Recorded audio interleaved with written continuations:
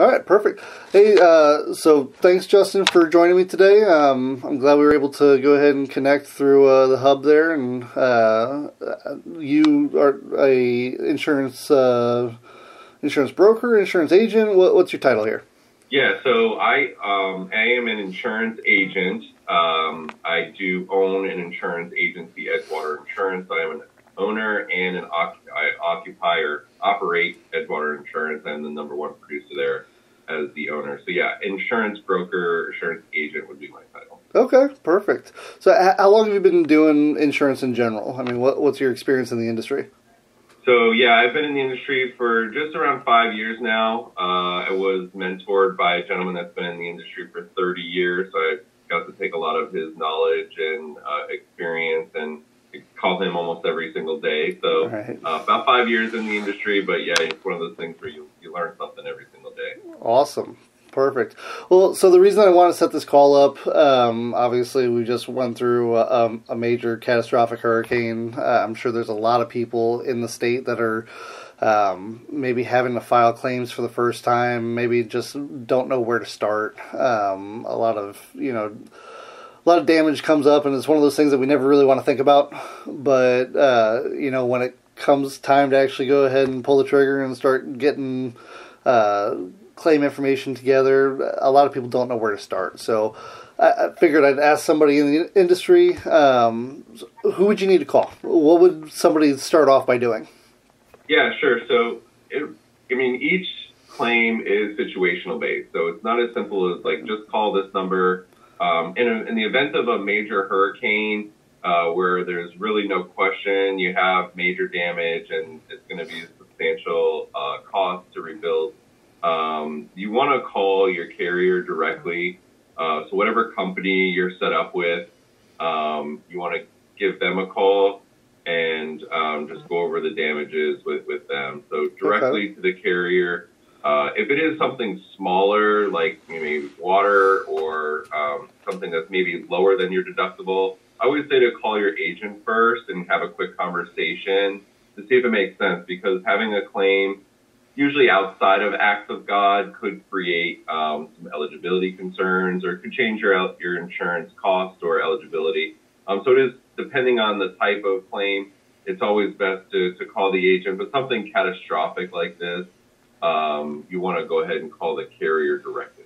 Gotcha. So is that just a phone number that's listed on your documentation that you get from your agent, or is that an online thing that we got to find, or where's the best way to find those contact numbers?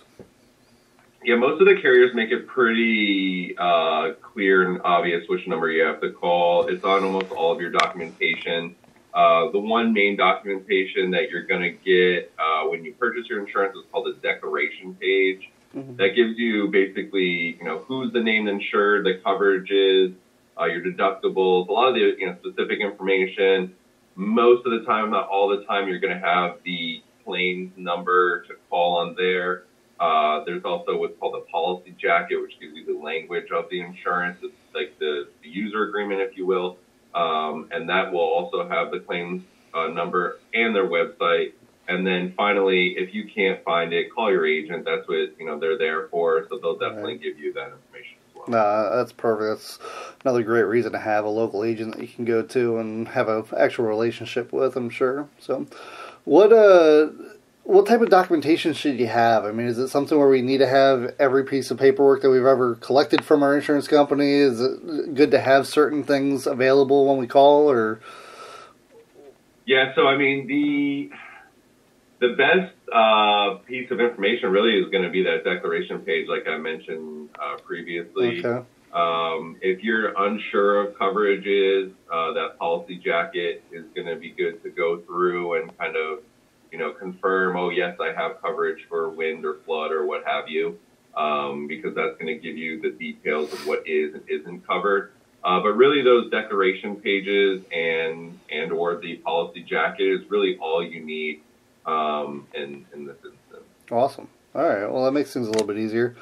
What's the overall length of the process? So, like, if we go ahead and put a call in today, is that something where I'm expecting somebody to come out relatively soon to go ahead and see what I've got going on, or is it different between agency to agency? Well, not agency to agency, more of the carrier. So Okay. like we're just the one that shops the coverage for you. So it just depends on the severity of the event. Like an event like this where it's a major hurricane, it's probably going to take some time for, claims adjusters to prioritize and get out to see what's going on. Obviously call that claim in as soon as possible. There's a thing called discovery. So as soon as you discover the insurance or the damage, if you will, you're supposed to call the carrier in a timely fashion. So obviously the sooner you call, the quicker you get on their list, but it really just depends on, how big of a carrier it is, how big of an event it is. Each company really is individually, ran and has their own staff and so forth. So it's really tough to say. There are different types of coverages that could speed up the process or slow down the process.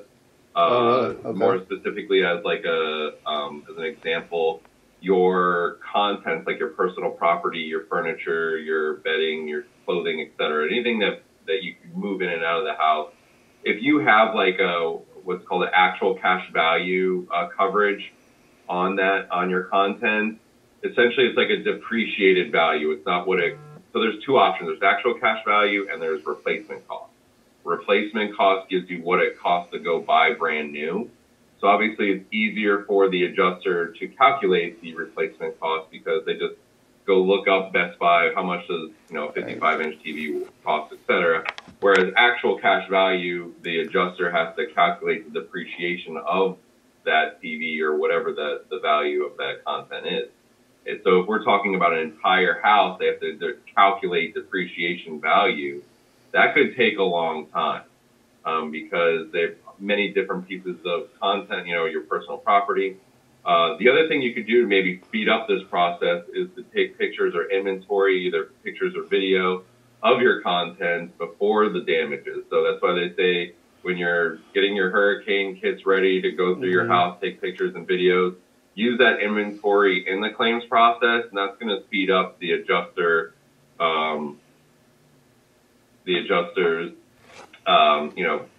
basically calculation and the time to determine that final value. Gotcha. No, that makes a ton of sense there. So I can understand that portion obviously in a lot of cases where it's going to be a catastrophic loss and, the whole house is flooded or whatever that case might be. On the smaller end of things, where maybe there's just wind damage or we're missing parts of roofs or something like that, is there things that people can do or should avoid doing to go ahead and kind of stop further damage from happening? If we have a section of roof open, are we documenting and then just trying to fix as fast as possible, or are we waiting for an adjuster? Well, again, it just depends on the carrier. There are certain carriers that have stipulations that you have to use their preferred vendors or there's no coverage. There's certain carriers that you should use or could use their preferred vendors, or you have a limited amount of coverage. But then, there is also carriers that say go out, get it fixed, or get quotes and let us know if you still want to file a claim. There's definitely restoration companies or emergency response companies like Joe Taylor, or there's definitely the companies that'll come out and give you estimates to see, especially the smaller ones. Like if you're unsure if it's a $2,000 repair or a $500 repair, it wouldn't make sense to file a $2,500 claim.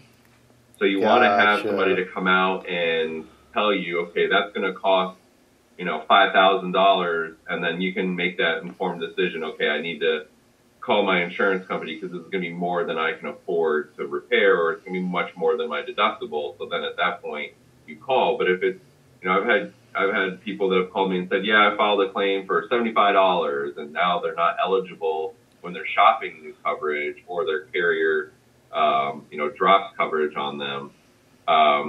So that's something that you just have to be kind of aware of. But as far as, like, what should they do? Yeah, of course, if you have like water coming out of a pipe, you should go turn off the water. If you have a roof leak, then you should tarp the roof, because that is going to mitigate the amount of losses, and then ultimately that's going to be less of a claim for you, which then could potentially decrease your chances of it affecting your insurance moving forward. Perfect. No, I mean, that makes a ton of sense there, and it kind of led me into my next question, too, is, what comes first, chicken or the egg, right? It's, do we call the contractors first? Do we get the check from the insurance adjuster first? So I think on the smaller items, it makes more sense to go ahead and maybe find out whether or not it's going to be a huge expense out of pocket or something like that, right?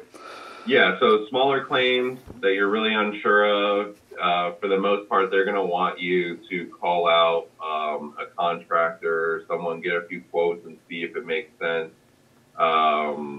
Again, it does depend on the carrier. Some of them want them to call them directly, and they send out their own people. Mm-hmm. There are some really good companies that'll, like, if you have a water claim, they'll be at your house in an hour with dryers, and they'll take care of all that for you. So it really just depends on. It's all situational based. It's all carrier based. I wish I had more specific information to this 1, 2, 3 for you, but it really does depend on the company. And I don't want to lead anyone in the wrong direction. I mean, it all starts with that phone call, then, right? We got to. Yeah. It really just depends on it. I mean, being prepared means having your declaration page ready, having at least your agent's phone number at hand, so you know who to call at the time of need, and they'll direct you to the right. Either call the contractor, set up the claim, what have you. But yeah, calling and just, at least announcing the damages is really going to be your first step. That makes perfect sense. So, say we go through this process and we've filed our claim, they've come out, they've given us an adjustment, we know that, the insurance company is going to be covering something. Are they paying us directly, or are they paying a contractor directly? Does that work, different from carrier to carrier, or, how's the payment process actually work? Yeah, it's interesting. It really depends on many different. I mean, most homeowners have a loan, and that additional interest is going to be the bank, essentially, or the mortgage company. Mm-hmm. A lot of times, the check is going to be written to the mortgage company, and then they send you the check back. There are times, obviously, where they would send it directly to you. There are stipulations on how you spend the money. If you just take the money and walk away, then there's language in most policies that they will reduce coverage and look for a lot of that money back, because they want you to build that house back the way it was. But for the most part, it is going to either go to you or to your lender, which then will go back to you for you to distribute. Gotcha. Again, and it does depend. If it's the company, they're just not going to. They're going to pay themselves. They're going to pay, their direct vendor, or whoever they've hired. But for the most part, you're the one contracting the contractors. You're the one hiring them. Mm-hmm. Then you would be the one that would pay them. Gotcha. No, that makes perfect sense. The last thing I want to ask you about is something we kind of hear about every time there's a big storm that comes through like this, especially with roofing companies, and specifically what we hear is AOB, or assignment of benefits, right? Mm-hmm. What exactly is that? Is it a positive thing to go ahead and do? Do we need to be careful about it? Why is it such a kind of a hot button issue? So yeah, it's definitely something you should be very cautious of. From an insurance carrier or insurance agency standpoint, it is a 3-letter word, a 4-letter word. It is not something that is very exciting in our industry. So assumption of benefits essentially gives the vendor the right to act on your behalf towards the insurance carrier. What we saw in the roofing fraud, roofing issues is the homeowner signs over assumption of benefits to the roofer. The roofer then goes to the insurance carrier and says, okay, this house roof is damaged and it's a $100,000 roof. and the insurance carrier goes, no, it's not. It's a shingle roof. We've done this, this square foot. We know that on average that roof costs, $20,000. So now there's an $80,000 gap. And the roofer says, okay, well, we're going to replace the roof. We're going to put a lien on the house for the $80,000. And we're going to sue you, Mr. Insurance Carrier, for the difference. And they have the right to do that because they have the assumption of benefits from you, the homeowner. So as a homeowner now, you have an open claim on your insurance, you have a lien on your house, and you have a lawsuit against an insurance carrier. So really, those three things are the most major concern of, that's the worst case scenario of that scenario.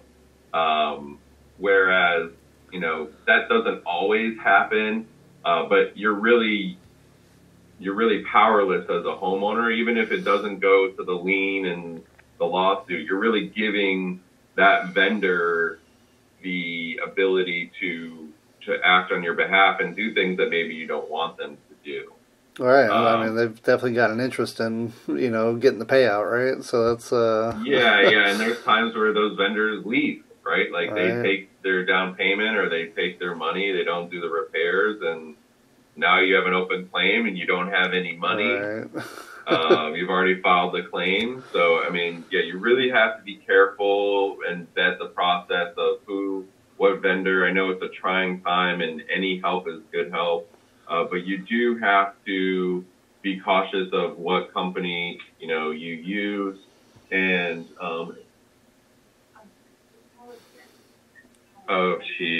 sorry, Duke Power is here. All right, well, so we'll wrap up anyway here. I thank you for all the great information that you do have. Sorry, we're like partial power here, and I've been waiting for them to show up. If you want to finish at a later time, I definitely can do this. Absolutely, I think we covered a lot of it. Just why don't we go ahead and let you plug, your company? Yeah. How do people find you? Oh, yeah, sure. Yeah, so Edgewater Insurance, we're a local agency here in the Palm Harbor area. You can get a hold of us either through phone, 727-772-0428, or you can reach me via email, justin@edgewaterin.com. And you can also find us on Facebook, Edgewater Insurance Incorporated. Perfect. Well, thanks so much, Justin. It's great information, and I look forward to talking to you in the future. All right. Thanks, Nick. Have a good one. All right. Bye. All right. Bye-bye.